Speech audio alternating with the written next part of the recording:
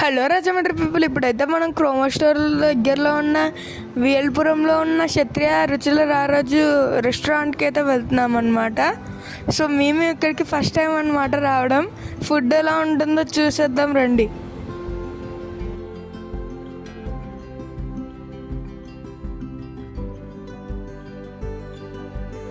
So daily specials అయితే ఇక్కడ రాసి పెడతారనమాట. ఇవాళ అయితే మేము మటన్ ముగ్గులాయ్ బిర్యానీ తిన్నామని వచ్చామన్నమాట.